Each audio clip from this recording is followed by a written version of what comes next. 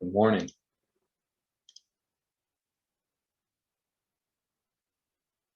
Wait a few minutes and get started.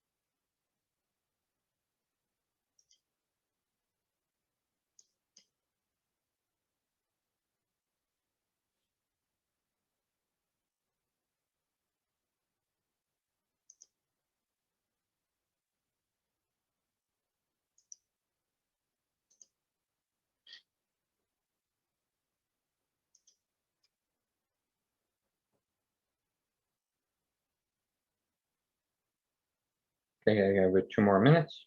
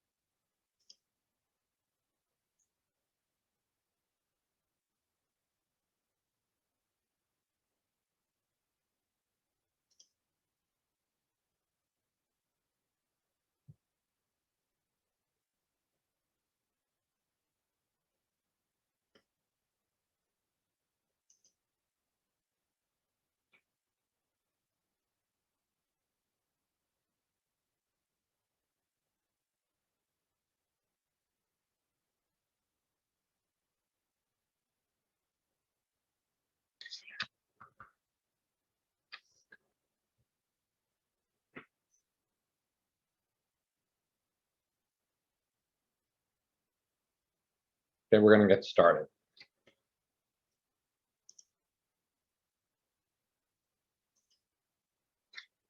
So welcome. We're going to talk about the relationship with your IT and your office and how we can reduce the dependency of your office and make it a place that people collaborate, people go to work to, but not a technology hub or center of your office, and show you some tools today that will allow for that.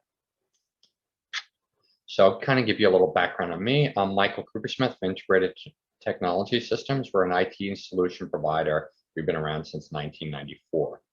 I've been working with computers since the 80s. We love technology. I specifically love technology. We were an early adopter. We moved our business into what was called at the time a private cloud back in 2010. I'll talk a little bit more about that as we move on.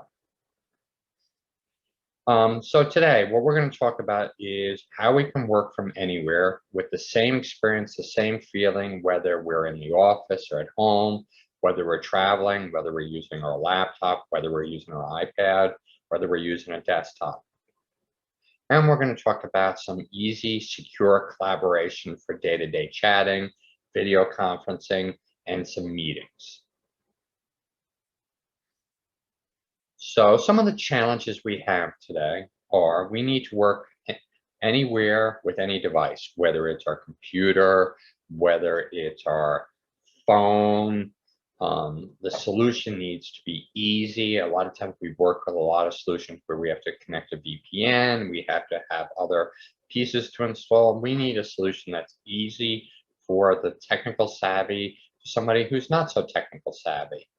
We need to be able to, while we're in this strange world we're at, where we're all working dispersed, we need to be able to collaborate with workers anywhere they are. So whether they're at home, whether they're in the office, whether they're traveling, and with everything going on, it needs to be secure. We need to be able to know at night that our data is secure, and it needs to be a solution that is easy to support.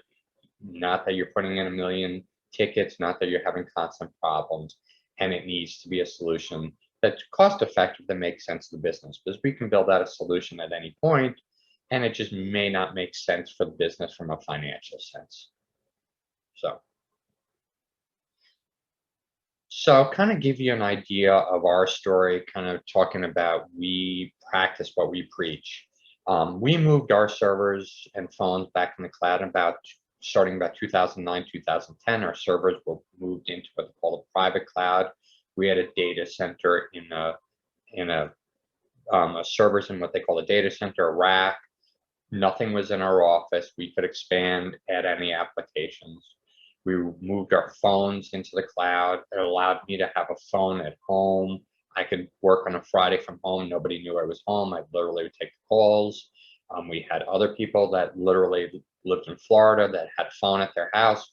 It was all seamless and easy. The technology wasn't quite there. So our office really became a place to work with virtually no infrastructure in the office. For instance, we had to move in 2013. We had no internet in our new office. Time Warner did not do what they need to do. I worked from the office with a hotspot. We sent the rest of the team home with their phones. They worked from their houses. They came to clients as they need to, and we were able to do what we did. So our vision has been there. The technology hasn't been as always as accessible as it is today, or cost effective. As we've moved forward, ITS and our infrastructure is now completely in Microsoft's cloud, which is some of the things we're going to talk about today. So why the cloud? Good question. A lot of people, there's still some skepticism. It allows for a lot of security. For instance, in Microsoft's cloud, there's a lot more security pieces than we could ever look to put in place in somebody's office if they have servers there. Just the fact that there's a physical room with servers has a security issue. You need a key card, a log to fit most of the compliance requirements. Allows for flexibility. You add staff, you can add infrastructure, you can work from anywhere, so the scalability. And the performance is a lot higher than you can typically get in your office. Typically what would happen is you would have to, for performance base, buy a lot more equipment than what you needed at the time if you wanted to make sure you were ensuring your performance for the next 4 or 5 years. So you would buy a server with a lot more RAM, a lot more CPU usage, a lot more disk space than you needed, and then you would grow into it. So you were buying more than what you needed.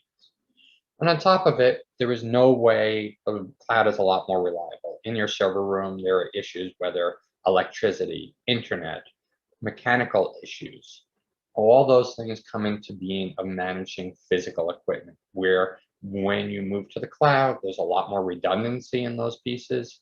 You've got big companies like Microsoft, Google, VMware, who are handling those pieces for you, and therefore can provide the reliability that is not available to an organization easily.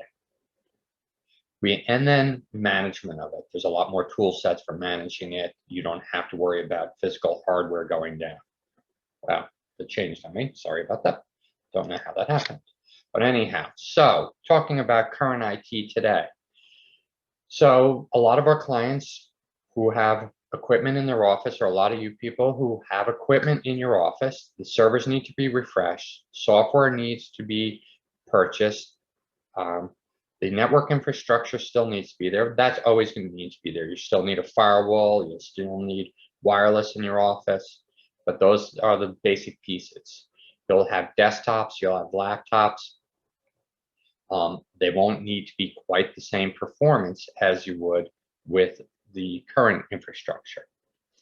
And the cost to manage it becomes a lot more predictable because you don't have those unforeseen hardware or other issues that come up today. So this is typically what a IT room looks like in the world today. We have a server room, we have a rack, a whole bunch of switches, we have a whole bunch of equipment in there. And basically, if you look at, these racks, we've gotten to the point where we can just literally get down to the cabling in the infrastructure on the Wi-Fi and reduce it to a much smaller footprint, and enables us to work on any device, any place, anywhere. So some of the technology that we use, excuse me, is what they call is a Microsoft Now product called Windows Virtual Desktop. So Windows Virtual Desktop allows us to have a Windows 10 experience in the cloud from anywhere we work. So basically, we can have as you see, we can have our computer, we can have our iPad, we can have our mobile phone, we can have that same experience, same applications, the same way we work, the same feeling any place we go. So it really changes the dynamics of working. So when we come to the office, we bring our laptop. We have clients now that literally are talking about moving away from desktops and having a laptop in the office, or having a laptop assigned to an individual. That laptop will travel with them, whether they're in the office or at home. They'll run the same line of business applications. We got clients running, all sorts of legal applications, Juris Suite that require traditional servers. Those servers now sit in the cloud. So that's what we're looking at. So when we were back in our, kind of coming, why would you go this route? Why would you go the virtual desktop? Well, we've had clients that have had floods, pipe goes above the room, not an issue now. We've had power outages. We've now had COVID, where we've all of a sudden all have to work remotely. When the server room goes out and we have to switch over to a backup plan, there's a loss of productivity, there's a loss of downtime, there's the purchasing of new equipment, there's a lot of different pieces. Whereas when we move all our infrastructure and we remove that dependence on the office, we can work from anywhere, we can have the same experience, and we can basically remove the dependency on our office. So now we've set ourselves up and we've got a solution where we can work from anywhere, and we need to communicate with our team members. So for instance, today, and our clients, a lot of them are using Zoom, a lot of them are using Teams. Teams is Microsoft's collaboration product. It's our go-to product. So where we have some challenges in that is, as we've been moving people into the Windows Virtual Desktop world, Zoom, Teams did not work in those worlds. So you'd have to have an employee minimize out of that environment, run that locally on the computer, which created a bifurcated thing and did not give that feeling of one cohesive environment. That has changed in the last few months. So we now have law firms, we have clients where we've set them up in a Windows Virtual Desktop environment. We've set up Teams in the environment. They can work in Teams completely in the environment. They never have to leave it, whether for video conferencing, meetings, chatting, any of those pieces. And as of a month and a half ago, same with Zoom. So you can literally work in your Windows Virtual Desktop environment, inside Teams, inside Zoom, and never have to leave the environment. So you are able to work have the same experience on any device, any place. So basically it allows a cohesive environment to work in. So a lot of people say, well, I'm using Zoom. Why do I need Teams? And what is the reason for that? We use Teams. A lot of our clients have also gone to Teams. Teams is much more of a hub of work. So when you look at Zoom, you can set a meeting up. You can do a great meeting with a lot of people, but Teams is much more of a hub. So for instance, you're working in your environment, you need to talk with your boss about an issue, you need to work the coworker on a problem, you can chat with them quickly. You can bring up a chat, you can turn around and collaborate with them, you can do an ad hoc video conference, you can do an ad hoc meeting right there in the application. You can turn around and it's all tied to your calendar. You can set up an Outlook meeting and you can build a whole bunch of workflows around it. So it really becomes the hub of where you work, what you do, how you can do it. So as you see here, we can collaborate in teams. You can have different people up there on the screen. You can take we do this all the time. You can take a document, share it in here and collaborate on the document. You can have chats with multiple people. You can create groups so that you're dealing, let's say you have a team and you can turn around and chat with those individuals all the time. And then Microsoft has all sorts of integration partners that allow you to actually run their applications. Let's say you're using Trello or something else. You can actually run Trello right inside Teams, or you're using other applications. They all can integrate. OneNote, for instance, can be run right inside of Teams without ever having to leave the Teams platform. So I know I've talked about this, but this is kind of some examples. You can have a conversation. We use Teams also for outside meetings. I have a conference subscription, allows for a phone number dial in. So if somebody doesn't have a computer, they're out on their cell phone, they can still dial into the call.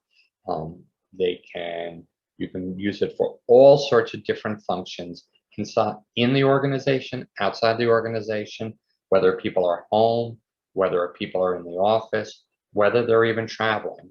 I've debated about this year, traveling this summer, and how can I work from wherever I'm at and make it easy.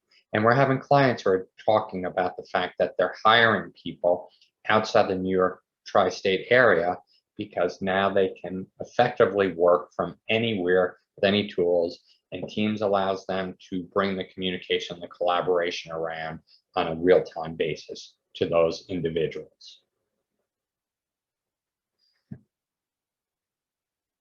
So these are some of the pieces, examples that we're talking about.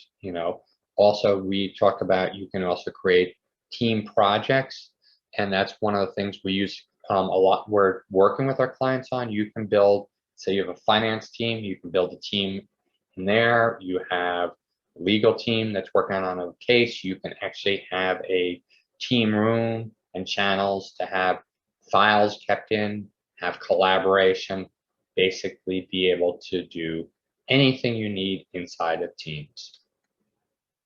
So what we've done today is talk on a high level about the fact that you can have an environment where you can work from anywhere on any device with the same experience and be able to communicate with your team on anywhere from any device with the same experience.